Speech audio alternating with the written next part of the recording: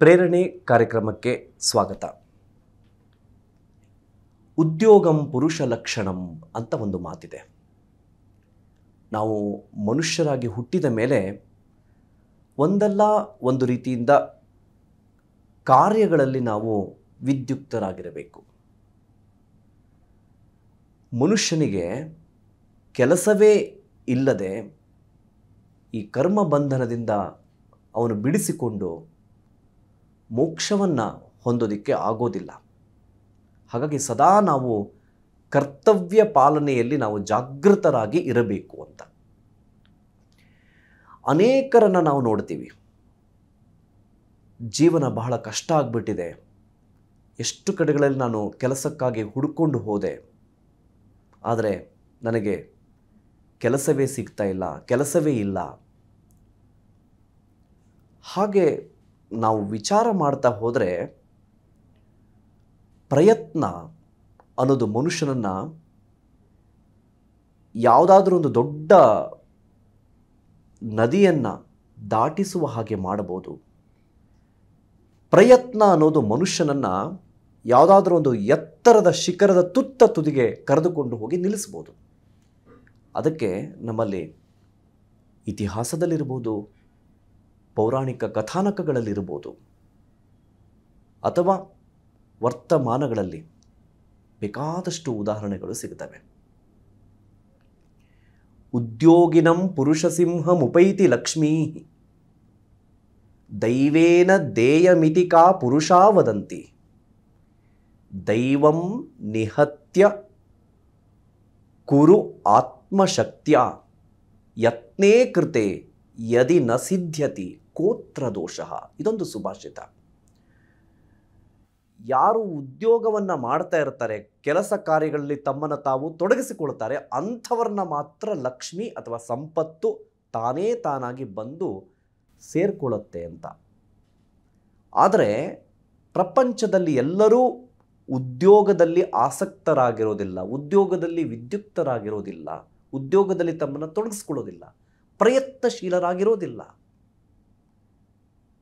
ಅನೇಕರು ಅಂದುಕೊಳ್ತಾರೆ ದೈವೇನ ದೇಯಂ, ದೇವರು ಕೊಡ್ತಾರೆ ಬಿಡು, ಕಾಲ ಬರುತ್ತೆ ಅಂತ. ಹಾಗೆ ಕಾಲ ಮುಂದೂಡ್ತಾ ಇರ್ತಾರೆ. ಮಲಗಿರುವಂತಹ ಸಿಂಹದ ಬಾಯಿಗೆ ತಾನೇ ತಾನಾಗಿ ಯಾವುದೋ ಒಂದು ಮೃಗ ಬಂದು ಬೀಳೋದಿಲ್ಲ.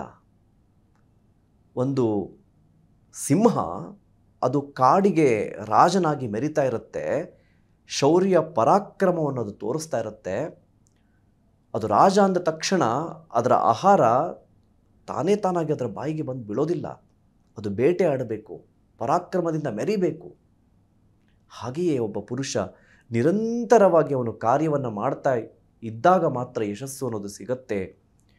ಆದರೆ ಅನೇಕ ಸಲ ನಾವು ಪ್ರಯತ್ನ ಮಾಡಿದಾಗಲೂ ಸಿಗದೆ ಹೋದರೆ, ಅದಕ್ಕಾಗಿ ಸುಭಾಷಿತಕಾರ ಅಲ್ಲೊಂದು ಮಾತು ಹೇಳ್ತಾನೆ, ಯತ್ನೇ ಕೃತೆ ಯದಿ ನ ಸಿದ್ಧ್ಯತಿ ಕೋತ್ರ ದೋಷಃ. ನೀನು ಒಂದು ವೇಳೆ ಯತ್ನವನ್ನು ಮಾಡಿಯೂ ನಿನಗೆ ಯಶಸ್ಸು ಸಿಗಲಿಲ್ಲ ಅಂತಂದರೆ ಅಲ್ಲಿ ನಿನ್ನ ದೋಷ ಏನೂ ಉಳ್ಕೊಳ್ಳೋದಿಲ್ಲ. ನಿನ್ನ ಕಡೆ ಯಾವುದು ದೋಷ ಇರಬಾರ್ದು. ಪ್ರಯತ್ನ ಮಾಡದೇ ಸಿಗಲಿಲ್ಲ ಅಂತ ಹೇಳೋ ಹಾಗಾಗಬಾರ್ದು. ಪ್ರಯತ್ನ ಮಾಡಿದ್ದೀನಿ, ಸಿಗಲಿಲ್ಲ, ಅದು ಬೇರೆ ವಿಚಾರ. ಹೀಗೆ ನಿರಂತರವಾದಂತಹ ಪ್ರಯತ್ನವನ್ನು ನಾವು ಮಾಡ್ತಾ ಇದ್ದರೆ ಆವಾಗ ಯಶಸ್ಸು ಅನ್ನೋದು ಬರುತ್ತೆ ಅನ್ನೋದಕ್ಕೆ ಒಂದು ಪ್ರಸಂಗ ನಾನು ನಿಮಗೆ ಹೇಳ್ತೀನಿ. ಅದು ಕಾಶಿ, ವಾರಾಣಸಿ ಅಂತ ಕೂಡ ಹೇಳ್ತಾರೆ. ನಮ್ಮ ಪ್ರಾಚೀನ ಭಾರತದ ಬಹಳ ಪ್ರಮುಖವಾಗಿರುವಂತಹ ಒಂದು ಪಟ್ಟಣ. ಹಿಂದೆ ಆ ಪಟ್ಟಣವನ್ನು ಆಳಬೇಕಾದಂತಹ ರಾಜನ ಆಯ್ಕೆ ಒಂದು ವಿಚಿತ್ರ ರೀತಿಯಲ್ಲಿ ನಡೀತಾ ಇತ್ತು. ಅದು ಹೇಗೆ ಅಂತಂದರೆ, ಯಾರಾದರೂ ಸರಿ ಅಲ್ಲಿ ಒಂದು ಗಂಟೆಯನ್ನು ಕಟ್ಟಿರ್ತಾರೆ. ಆ ಗಂಟೆಯನ್ನು ಯಾರು ಮೊದಲು ಬಂದು ಅದನ್ನು ಜೋರಾಗಿ ಆ ಗಂಟೆಯನ್ನು ನುಡಿಸ್ತಾರೋ ಅವರು ಆ ಪಟ್ಟಣದ ರಾಜನಾಗುತ್ತಾನೆ. ಆದರೆ ಒಂದು ನಿರ್ಬಂಧ ಇದೆ.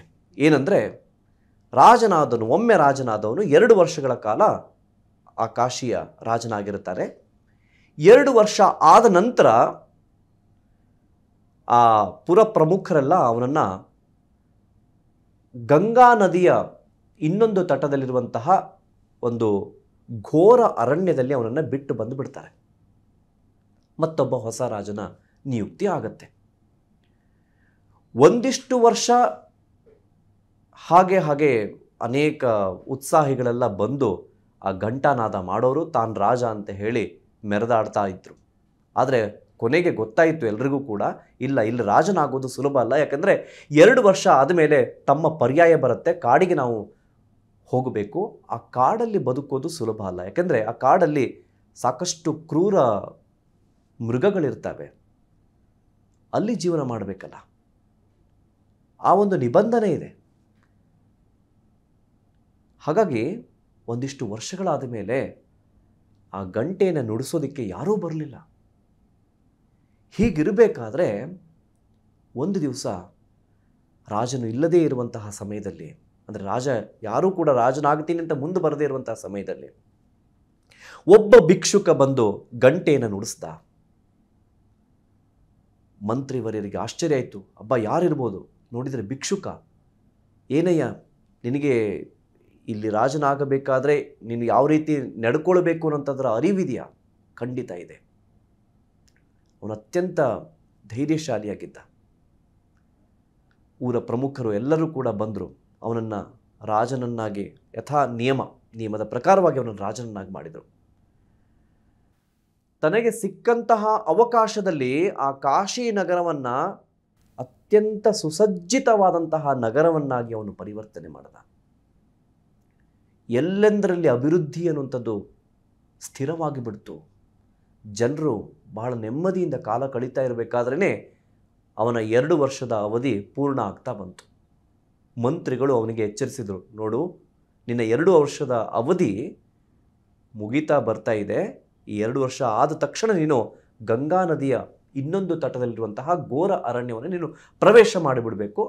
ಅಂದಿನಿಂದ ನೀನು ರಾಜ ಆಗೋದಿಲ್ಲ, ನೀನು ರಾಜನಾಗಿರೋದಿಲ್ಲ. ಅವನು ಧೈರ್ಯವಾಗಿ ಆಯಿತು, ಅದು ನಿಯಮ ಏನಿದೆಯೋ ಅದನ್ನು ನೀವು ಅನುಷ್ಠಾನ ಮಾಡಿ.